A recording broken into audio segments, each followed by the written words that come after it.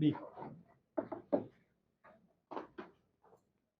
അപ്പോൾ നിങ്ങളെ കാണുന്നത് വിഴിഞ്ഞം തുറമുഖവുമായി ബന്ധപ്പെട്ട് നമുക്കേറെ അഭിമാനകരവും ആഹ്ലാദകരവുമായ ഒരവസ്ഥ നമുക്ക് നേടാൻ കഴിയും.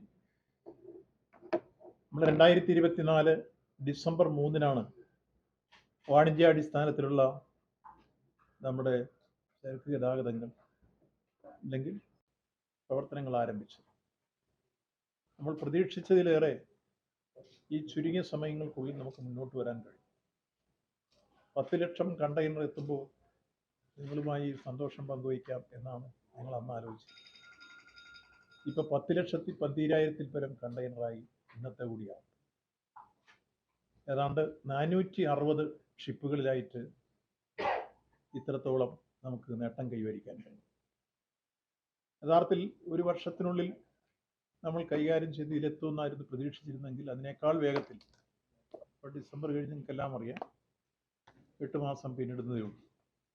അപ്പോഴേക്കും നമുക്ക് 10 ലക്ഷത്തിന് മുകളിലെത്താൻ കഴിഞ്ഞു എന്നത് ലോക നിലവാരത്തിലെടുക്കുമ്പോൾ ഈ തുറമുഖത്തിൻ്റെ പ്രാധാന്യവും അതിൻ്റെ നേട്ടവും നാം പ്രതീക്ഷിച്ചതിലും വളരെ നേരത്തെ കൈവരിക്കാൻ കഴിഞ്ഞു എന്ന അഭിമാനകരമായ പശ്ചാത്തലമാണ് ഈ സന്തോഷം പങ്കുവയ്ക്കാൻ ഇടവന്നത്.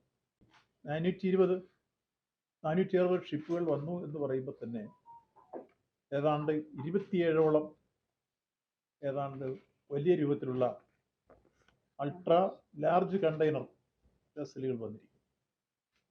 അപ്പോൾ അൾട്രാ ലാർജ് കപ്പലുകൾ ഇവിടെ എത്തി.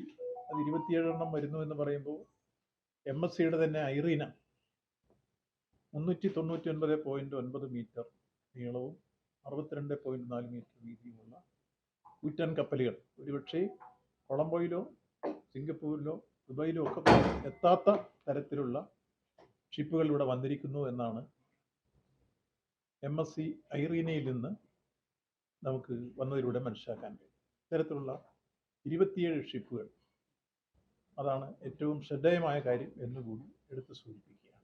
ഈ കാലഘട്ടത്തിൽ ഏതാണ്ട് 24 ഓട്ടോമേറ്റഡ് യാർഡ് ക്രെയിനുകളും 8 semi automated ship to shore ക്രെയിനുകളുമാണ് നമ്മുടെ ഈ കാര്യങ്ങൾ വേഗത്തിൽ കൈകാര്യം ചെയ്യാനുള്ള നമ്മുടെ കരുത്ത്.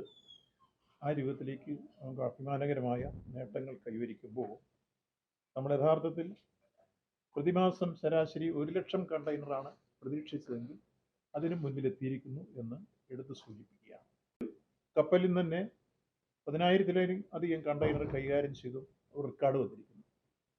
അതായത് MSC പലോമയിൽ 10,576 കണ്ടെയ്നറുകൾ കൈകാര്യം ചെയ്യാൻ കഴിഞ്ഞിരിക്കുന്നു എന്നതും മറ്റൊരു സവിശേഷകരമായ കാര്യമാണ്. ഒന്ന്, ക്രെയിൻ പ്രൊഡക്ടിവിറ്റിയിൽ ഏറ്റവും മുന്നിൽ മണിക്കൂറിൽ 36 മൂവ്സ് വരെ നടത്താൻ കഴിയുന്നു. നേരത്തെ ലക്ഷ്യമിട്ടിരുന്നത് 22 മൂവ്സാണ് മണിക്കൂർ.